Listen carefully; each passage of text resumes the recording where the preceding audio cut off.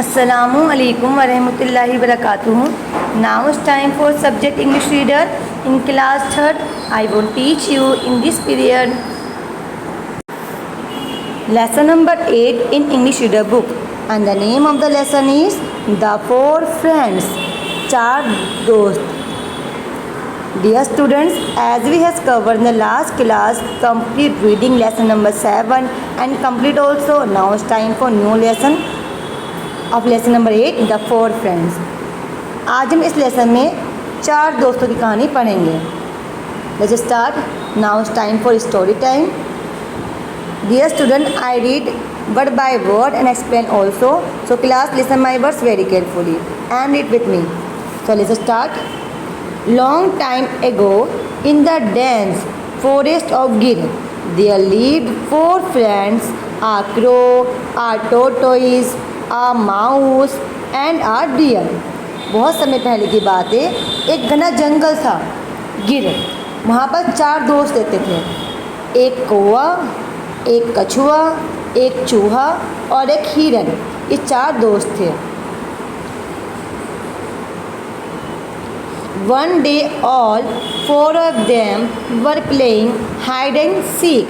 It was the tortoise's turn to look for his friends.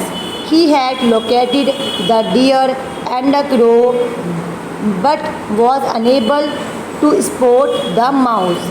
एक दिन के बाद है, ये चारों दोस्त हाइड एंड सीक खेल रहे थे. हाइड एंड सीक मतलब लुका छुपी. ये चारों दोस्त लुका छुपी खेल रहे थे. और किसकी टर्न थी? टॉर्टोइस की टर्न थी देखने की, इन फ्रेंड्स को ढूंढने की. सभी डियर, क्रो और माउस सभी अलग अलग जगह छुप गए थे.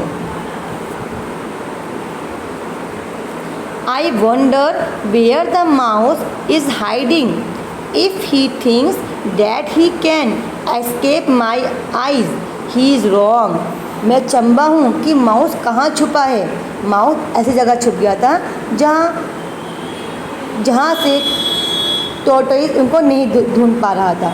उसने हिरन को और क्रो को ढूंढ लिया था, लेकिन माउस को नहीं ढूंढ पा रहा था. तो वो कह रहा था कि माउस ऐसे कौन सी जगह पर छिपा है जिससे मेरी आँखों से वो बच रहा है. ये तो गलत है.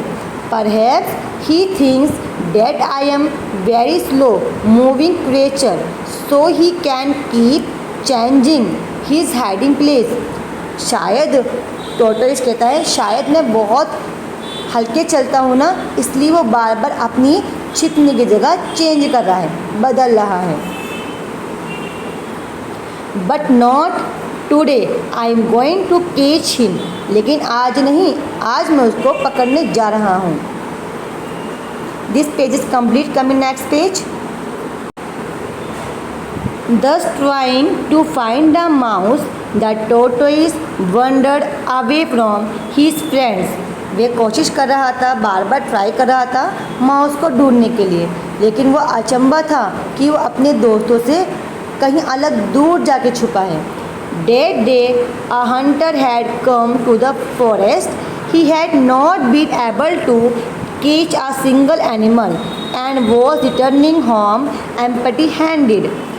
उसी दिन एक शिकारी जंगल में शिकार करना आया और वह एक भी सिंगल जानवर को पकड़ नहीं पाया, इसलिए वे खाली हाथ ही वापस जा रहा था. He thought half the day has passed. I worked so hard, but not a single animal could I trap. Now it is time to go back. वे सोच रहा था कि आधा दिन गुजर चुका है और मैंने इतनी मेहनत की, लेकिन अभी तक मैंने एक भी सिंगल जानवर को अपने जाल में नहीं फंसाया. अब मुझे घर वापस जाना चाहिए.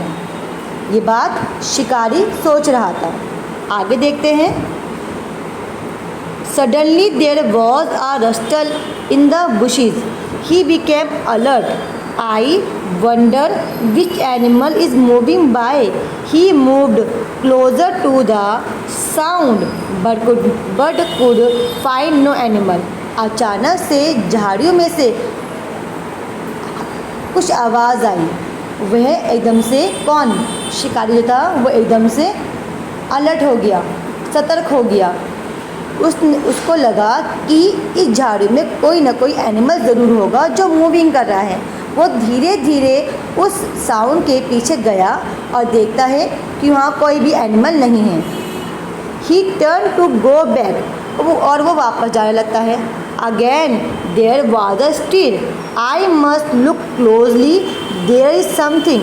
दोबारा से आवाज़ आना शुरू होती है और वो कहता है शायद मुझे और करीब से देखना चाहिए, वहाँ कुछ तो है। He looked closely at the dead leaves on the ground, वो धीरे धीरे आगे बढ़ने लगा जहाँ पर पत्तियाँ गिरी हुई थी ज़मीन पर। And he so the tortoise which he had mistaken for a stone, और उसने देखा कि एक टोटोइज है, एक कछुआ है जो बिल्कुल पत्थर की तरह वहाँ पर है। Thank God something is better than nothing, वो जो हंटर था वो गॉड का शुक्रिया अदा करता है। वो गॉड से कहता है थैंक गॉड, कुछ ना मिलने से कुछ तो मिलना बेटर है। Something is better than nothing, कुछ ना होने से कुछ तो मिलना बेहतर है। At least I will be able to get a little money by selling in the market, चलो कम से कम मैं इस कछुए को बेचकर मार्केट में कुछ पैसे तो कमा लूँगा। He picked up the tortoise and tied it to the stick that he was carrying, और वो उस कछुए को उठाता है और कसके से उसको स्टिक से बांध देता है।